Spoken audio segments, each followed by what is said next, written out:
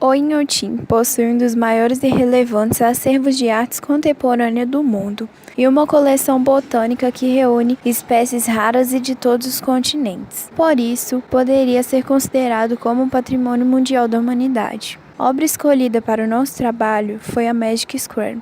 Baseados no quadrado, este espaço oferece ao espectador como grandes áreas de permanência e convívio, colocando-o em contato vivencial com a forma, cor e materiais. A obra Viewing Machine baseia-se nos princípios de funcionamento do caleidoscópio, gerando um efeito obtido pelo reflexo da luz em 6 espelhos que formam um tubo hexagonal. Na etimologia da palavra caleidoscópio estão as palavras gregas kalos, que significa belo, eidos, que significa forma, e scopus, que significa observador, observador de belas formas, algo que o artista reinterpreta no título da obra Máquina de Ver. O visitante é convidado a manusear essa máquina, apontando para o seu ponto de interesse dentro ou fora do espaço da galeria. Por meio de sobreposição de reflexos, realidade a forma é elevada.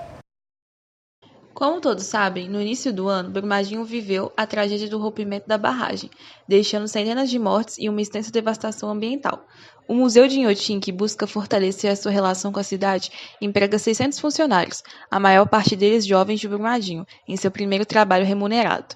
Em seu programa para contribuir com o desenvolvimento da região, Inhotim promove visitas ao museu, oferecendo entrada franca às quartas-feiras, organiza excursões de escolas públicas. A distância entre o Museu Inhotim e o Córrego do Feijão, onde aconteceu o rompimento de uma barragem de minério da Vale em 25 de janeiro, é de 18 quilômetros. A Lama de Rejeitos não atingiu um dos mais importantes museus de arte contemporânea do mundo e um dos principais destinos turísticos do país. Mas o impacto da tragédia acertou em cheio a imagem de um espaço que é sinônimo de Brumadinho. Antes de a estrutura se romper e matar 214 pessoas, a média de visitantes em Inhotim no dia de sábado, que é o de maior movimento, era de 3.000 pessoas. 2 meses depois de a cidade da região metropolitana de Belo Horizonte virar manchete mundial devido ao desastre, esse número não passa de 300, uma queda de 90%, de acordo com o prefeito Avimar de Mello.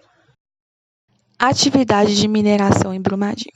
Antes do desastre ocorrido na cidade de Brumadinho, a mineração era uma das principais atividades econômicas da cidade. Sua economia era dependente dos royalties de mineração, chamado de compensação financeira pela exploração de recursos minerais. Como era uma atividade em grande teor, a cidade praticamente vivia do minério, sendo a Vale responsável de um total de 5 milhões por mês arrecadados por conta dessa atividade econômica. Materiais presentes nos rejeitos da barragem. Especialistas afirmaram que é certa presença de ferro, manganês, alumínio, cromo, chumbo, arsênio, níquel, magnésio e cádmio. O rejeito de mineração é composto basicamente por óxido de ferro, amônia, sílica e argila.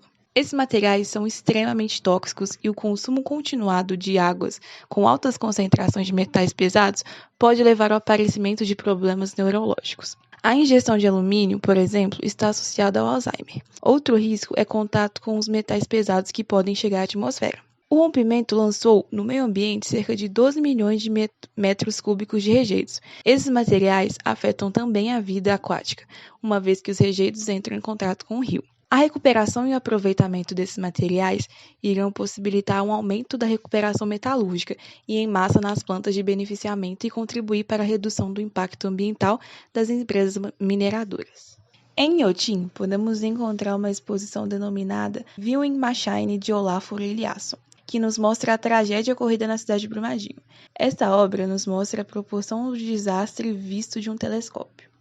A savana ocorre em latitudes médias. O clima nas savanas é predominantemente tropical, com 2 estações, uma seca e uma úmida, situadas na zona intertropical do planeta, o qual recebe forte incidência solar durante todo o ano, com a temperatura média anual entre os 22 aos 24 graus, em alguns locais pode atingir aos 40 graus. As florestas tropicais são biomas com maior produtividade e variedade de espécies do planeta. As principais características das florestas tropicais são a presença de árvores altas, o clima quente e a elevada precipitação. A temperatura média atinge 20 graus e chove cerca de 1.200 milímetros anuais. Os Campos do Sul são formados principalmente pelos pampas gaúchos, com clima subtropical região plana de vegetação aberta e de pequeno porte que se estende do Rio Grande do Sul à Argentina e ao Uruguai. A terra possui condições adequadas para o desenvolvimento da agricultura, além de comportar água em abundância. Os principais produtos agrícolas cultivados nessa região são arroz, milho, trigo e soja. O bioma denominado deserto é encontrado em regiões de baixa umidade, onde existe uma grande variação na temperatura ao longo do dia, com pouca ou quase nenhuma precipitação ao longo do ano, e o clima é predominantemente seco. A temperatura média do deserto é de 26 graus. Os desertos ocupam extensos territórios, localizados principalmente nas zonas tropicais e subtropicais. A Jussara palmito branco é típico na floresta umbrófila densa, palmeira de porte médio para grande, que pode atingir entre 8 e 15 metros de altura. Tem tronco fino e alto, com 15 centímetros de diâmetro, e pertence ao bioma Mata Atlântica no Brasil.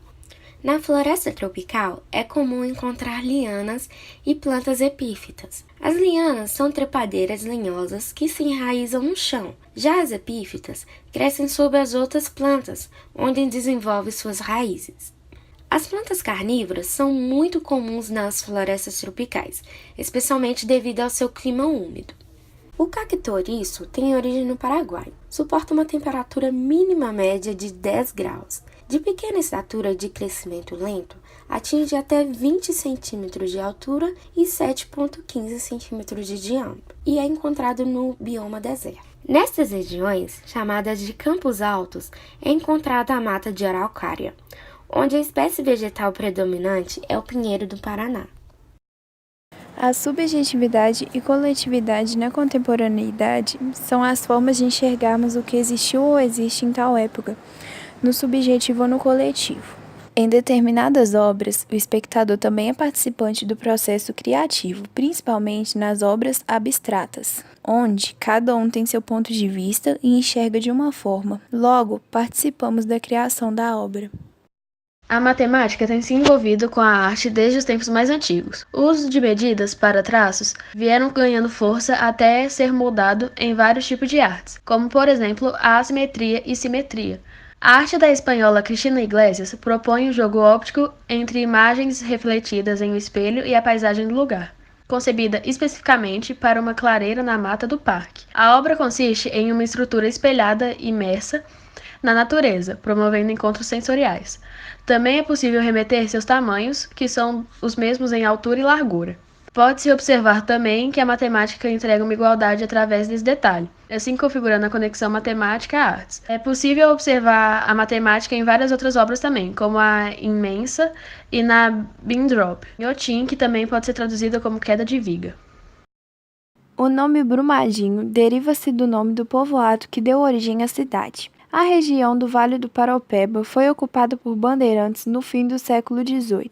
Nessa época, foram fundados os povoados de São José do Paraopeba, Piedade do Paraopeba, Aranha e Brumado do Paraopeba, também conhecido como Brumado Velho. Esse nome deve-se às brumas comuns em toda a região montanhosa e que se situa o município, especialmente no período da manhã.